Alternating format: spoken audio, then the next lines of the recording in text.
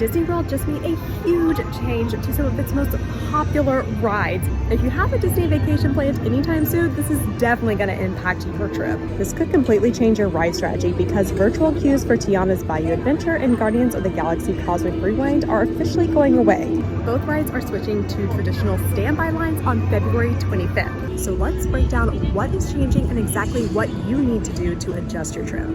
Let's start with Epcot. Since 2022, when Guardians of the Galaxy Cosmic Rewind opened, it always had a virtual queue, meaning you had to be on the My Disney Experience app at 7 a.m. to get your boarding group to do the virtual queue. It was the only way without paying that you could do this attraction.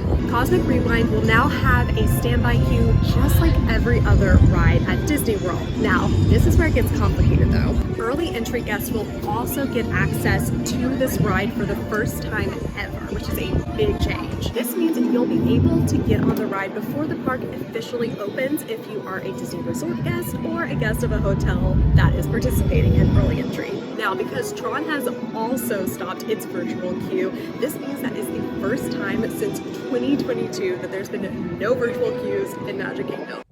Editing Molly here. Clearly there were some issues with the audio, so we're gonna switch it up and take it from here. Okay, so this sounds like great news. No more waking up at 7 a.m. on what's supposed to be your vacation. But what does this actually mean for your trip? These standby lines mean that Tiana's and Cosmic Rewind will attract guests earlier in the morning, which will shift around the crowds. Now at Epcot, Cosmic Rewind could be the go-to attraction for early entry. Meanwhile, Frozen and Remy's Ratatouille Adventure, which are the current go-to attractions for early entry for Epcotians in the know, they might get a slight break earlier in the day since Guardians joining early entry could spread out people in the parks more. But this could mean longer wait times for those rides in the morning as guests move from Guardians, where they did early entry, over to World Showcase and those attractions next. Now, because both the current go-to early entry of Remy and Frozen are in World Showcase, you are at a little bit of a disadvantage if you did not enter Epcot through the International Gateway. But you now have a prime opportunity to get in line for early entry at Guardians because it's at the front of the park. Win! Although, if you're not one of those people, I imagine that it will be more difficult to rope drop Guardians because of the number of people that will already be entering from the front of the park. Now, this is just speculation. We'll see how it all goes once it's actually introduced on the 25th. But I could potentially see Guardians being part of early entry, increasing wait times for the other attractions in Future World. Well, what do we call that? Like World Celebration area now, World Nature, all that stuff in the front of the park.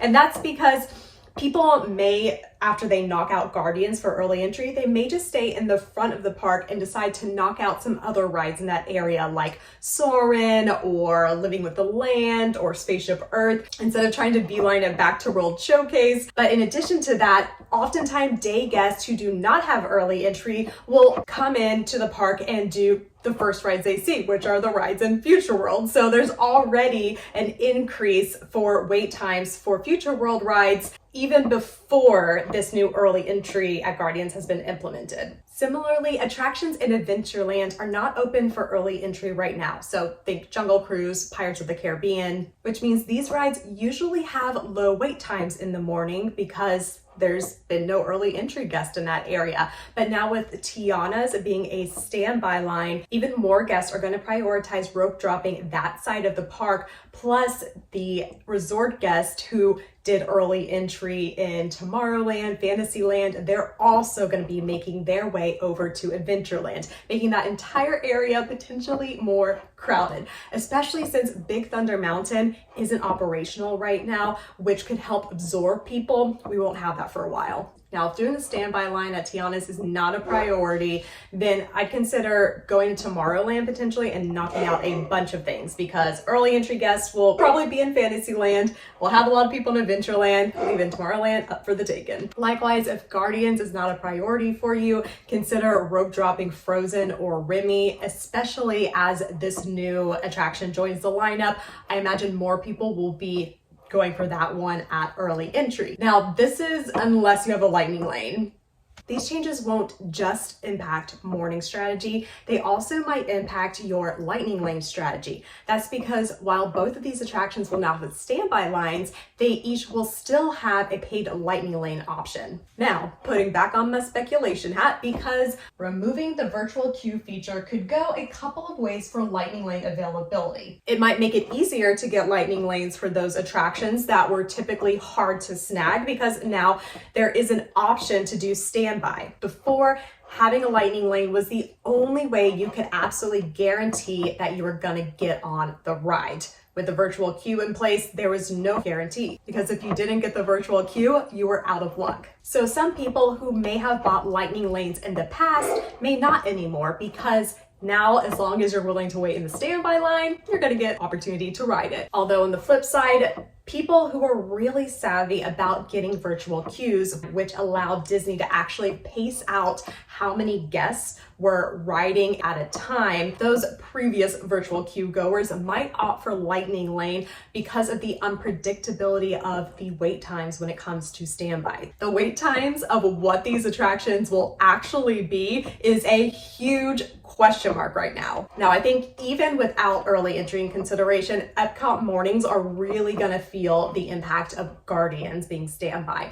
Probably expect maybe a 60 to 90 minute wait, kind of like when Remy's went to standby line. That means if you were planning to rope drop Epcot, get there even earlier than you were expecting. These changes are for sure going to disperse crowds throughout the park in a different way, which actually could be a good thing, because in both cases, it's now pulling people into opposite sides of the park, which literally spreads out the crowds more. So why is Disney making this change now? Virtual queues were originally in place to manage the high demand of new attractions. And since both these rides have been open for a little bit now, Disney might be wanting to reduce the confusion or the friction for guests. However, I also have to mention that this may be in part to Disney ramping up a series of really big projects, especially at Magic Kingdom, right near where Tiana's is.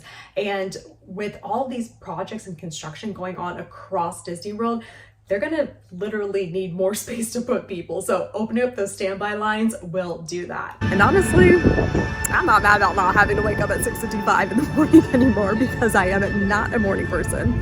There's a lot of variables still unknown about these changes. So make sure to subscribe, because I'm gonna be testing different strategies so that you can do Disney right and keep making magical memories. As always, I'm Molly, and I'll meet you on Main Street.